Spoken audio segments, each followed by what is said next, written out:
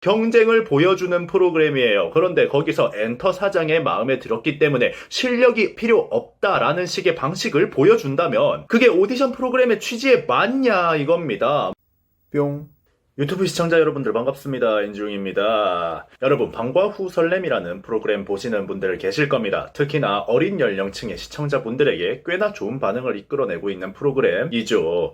심사위원 시스템이나 이런 부분에 대해서 처음에 내놓을 때 좀 특별한 느낌을 많이 주는 시스템들이 많아서 기대를 좀 하던 프로그램이에요. 저도 간간히 프로듀스 이후로 오디션 프로그램의 하락세가 계속 오고 있는데 제대로 한번 만들어 봤으면 좋겠다 하는 마음을 좀 가지고 있었습니다. 최근에 많은 분들이 이 프로그램에 대해서 어떻게 생각하냐 하고 좀 물어보시더라고요. 그래서 유튜브로 영상을 다 찾아봤습니다. 그리고 나서 이 프로그램에 대해서 느낀 게 많아요. 뭐를 느꼈냐면 이 오디션 프로그램의 방향성은 역대 최악이다라는 생각이 들었습니다. 이 프로그램이 역대 최악이다라고 말하면 사실 야, 프로듀스 같은 주작 프로그램도 있는데 뭘 말을 그렇게 하냐? 라고 말하시는 분들이 계시겠죠. 그런데 프로듀스의 방향성과 시스템은 PD의 주작질로 인해서 빛을 발하지 못한 거고, 그냥 이 방과 후 설렘이라는 오디션 프로그램은 만들어질 때부터 오디션 프로그램이 뭔지도 모르고 만들었다, 제작진이 오디션 프로그램에 대한 고찰이 전혀 없이 만들었다 라는 생각이 너무 많이 들었어요. 오디션 프로그램과 엔터테인먼트의 공채 오디션은 그 방향성이 완전히 다릅니다. 달라야만 합니다. 그런데 왜 프로그램의 진행 방식을 엔터테인먼트 공채 오디션을 보듯이 진행을 시키는지 저는 절대로 이해를 할 수가 없었습니다. 저는 심사위원진을 너무 좋은 라인업으로 뽑았다라고 처음에 생각을 했습니다. 전문 댄서이자 누구보다 아이들과 잘 교감하는 댄서로 유명한 아이키, 오디션 프로그램 출신으로 그룹 활동, 솔로 활동까지 모두 다 하고 있는 현역 티어급 아이돌 전소연, 과거 K-팝의 한 축을 담당했던 한 세대를 다 씹어먹은 아이돌 소녀시대의 권유리, 아이돌 출신이면서 뮤지컬 배우로 전향해서 보컬로는 전 세계 최고라는 찬사를 받는 세계적인 뮤지컬 캐츠의 공식 영상을 한글로 부르게 만든 월드클래스 뮤지컬 배우 옥주연, 댄스, 보컬, 과거 아이돌의 입장, 현역 아이돌의 입장, 정말 다양한 방면에서 바라보고 오디션 심사를 할 수 있게 짜여진 최고의 심사위원 라인업이라고 생각을 했었습니다. 그런데 딱 거기까지였던 것 같아요. 제가 보기엔 제작진이 프로그램 진행 방식도 그렇고 프로그램 방향성도 그렇고 오디션 프로그램이라고 이야기하면 안 된다라고 생각이 들 정도로 이상하게 흘러가게 짜놨어요. 이 프로그램에서 두 가지 논란이 일어났었죠. 오늘은 거기에 대해서 한번 이야기를 할까 합니다.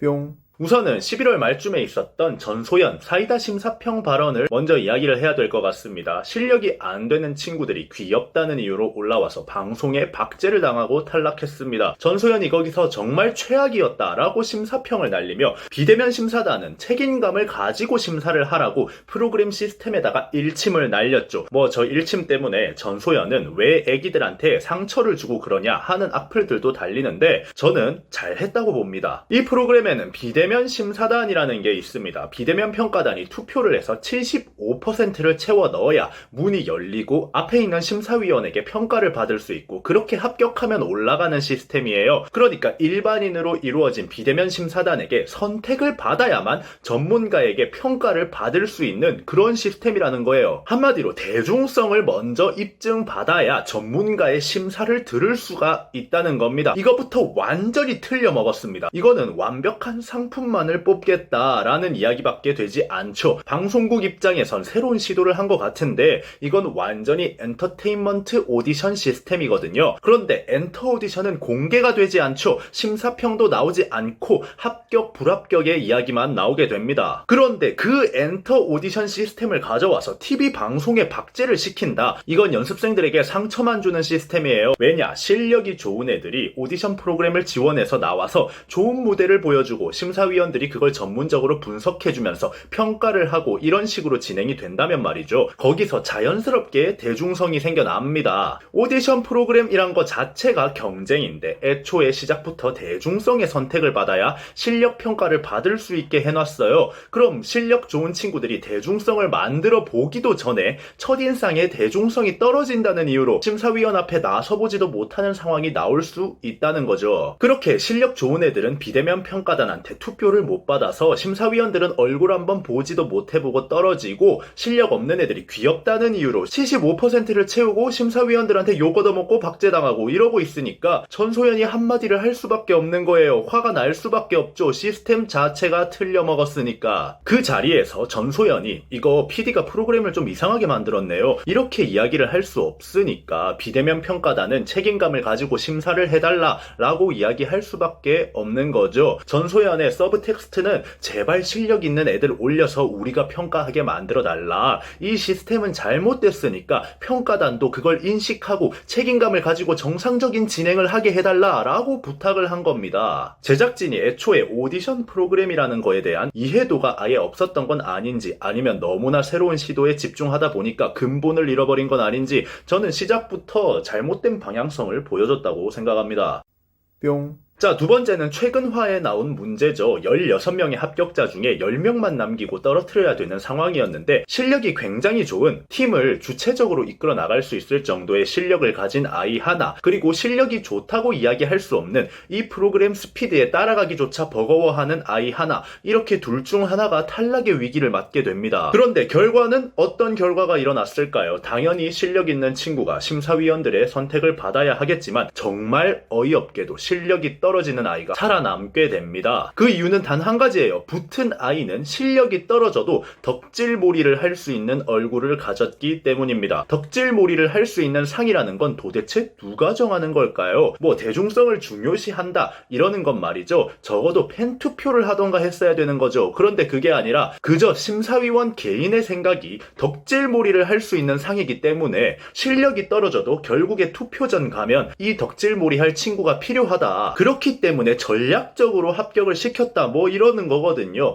이것도 완전히 엔터테인먼트 오디션 시스템입니다. 이걸 오디션 프로그램에 가져온다는 것 자체가 말이 안 되는 거예요. 엔터테인먼트에서 오디션 하면 저런 전략 분명히 필요하죠. 실력파 멤버도 있어야 되고 덕질몰이 상도 있어야 되고 굉장히 기획적으로 아이돌을 제작하는 게 맞습니다. 엔터테인먼트에서는 뭐 실력이 좀 떨어져도 박진영 마음에 들면 이수만 마음에 들면 붙을 수 있죠. 그 엔터가 추구하는 방향성이나 컨셉이 있을 거고 아이돌이라는 게 기획과 컨셉에 맞추는 게 실력보다 더 중요하게 여기니까 말이죠. 그런데 여긴 오디션 프로그램이잖아요. 경쟁을 보여주는 프로그램이에요. 그런데 거기서 엔터 사장의 마음에 들었기 때문에 실력이 필요 없다라는 식의 방식을 보여준다면 그게 오디션 프로그램의 취지에 맞냐 이겁니다. 뭐 이게 현실이니까 니들은 아이돌 도전할 때 실력 생각하지 말고 상품성만 생각해라 이런 거 보여주려고 만든 프로그램입니까? 그런 건 저 같은 사람이 오디션 특강 다니면서 지금 시스템에 대한 현실을 말해줄 때다 하는 소리고요. TV 방송에선 적어도 이런 걸 대놓고 보여주면서 진행을 하면 안 되는 거죠. 애들 꿈을 걸고 보여주는 자리잖아요. 저런 이야기를 할 거면 그것이 알고 싶다, PD 수첩 이런 곳 나와서 당당하게 현실을 이야기해주던가. 정말 역대급으로 잘못된 방향성을 보여주고 있는 상황이라고 생각을 합니다. 우선은 실력 위주로 뽑고 그 애들을 쭉 나열해놓고 그 와중에서 대중성을 찾아야 하는 게 오디션 프로그램의 취지입니다. 적어도 시청자들이 이해할 수 있는 정도의 수준을 보여줘야 된다는 거예요. 얘네들은 다 잘하는데 그 와중에 실력차가 존재한다. 그걸 대중성으로 메꾼다 라는 방식의 진행이 되어야 하는데 실력차가 엄청나게 나지만 대중성이 있으니까 이 친구를 살릴 거야. 이런 경우를 오디션 프로그램에서 보고 있으니까 정말 어이가 없더라고요. 옛날에 슈퍼스타 K 할 때 강승윤님 기억하시는 분들 계실 겁니다. 지금은 위너로 활동하고 계시죠. 그 당시에 뭐 장재인, 박보람, 존박, 허각 이런 사람들보다 강승윤이 당연히 실력은 떨어졌습니다. 하지만 강승윤이 대중성 하나 때문에 올라갔다라고 이야기하라고 하면 절대 아니라고 이야기하겠죠. 대중이 느끼는 잘한다는 선 위에까지는 올라가고 나서